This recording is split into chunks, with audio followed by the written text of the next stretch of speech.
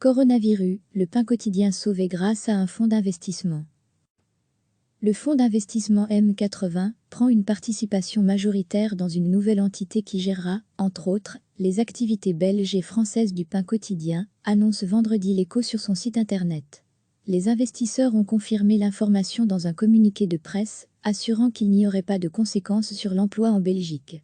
Cobpa, l'actuel actionnaire majoritaire de PQ Licensing NV/SA, la société holding du groupe Le Pain Quotidien, a trouvé un accord avec M80 visant à investir de concert dans une nouvelle société holding qui va acquérir des actifs clés de PQL et fera un investissement significatif dans le développement futur de la marque Le Pain Quotidien, annonce le fonds M80 dans un communiqué publié vendredi.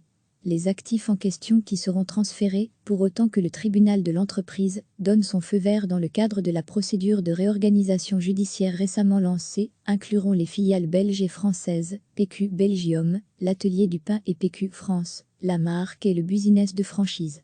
Les États-Unis et le Royaume-Uni seront dorénavant opérés via des mastés franchises.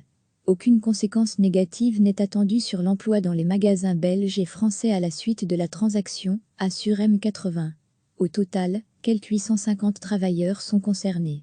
Le fonds M80 deviendra actionnaire majoritaire de la nouvelle entité, qui s'intitulera BRUNCHCO21 selon le journal L'Écho, et dans laquelle Cobpa aura une participation significative mais minoritaire. Les deux partenaires annoncent en outre des investissements, afin de permettre à la marque Le Pain Quotidien de rebondir et d'être encore plus forte après le confinement. Aucun détail financier n'est communiqué. Toujours d'après l'Écho, il semble peu probable que l'actuel CEO Vincent Herbert reste dans la nouvelle structure. Mais les nouveaux propriétaires garderaient à bord Alain Coumont, fondateur et moteur de la chaîne. Confronté à des difficultés financières et à la crise du coronavirus, Le Pain Quotidien a récemment introduit une demande de réorganisation judiciaire, PRJ, devant le tribunal de l'entreprise de Bruxelles. L'enseigne belge entendait ainsi se mettre à l'abri de ses créanciers pendant quelques mois, le temps de se refaire une santé. Le Pain Quotidien compte 33 points de vente en Belgique dont 8 en franchise. Les origines du pain quotidien, dont la formule associe produits de boulangerie artisanaux et tables communes de repas, remonte à 1990 et l'ouverture par Alain Coumont d'un premier restaurant à Bruxelles. L'enseigne a compté jusqu'à 200 points de vente à travers le monde, selon son site internet. Le fonds d'investissement M80 prend une participation majoritaire dans une nouvelle entité qui gérera, entre autres, les activités belges et françaises du pain quotidien, annonce vendredi l'Écho sur son site internet.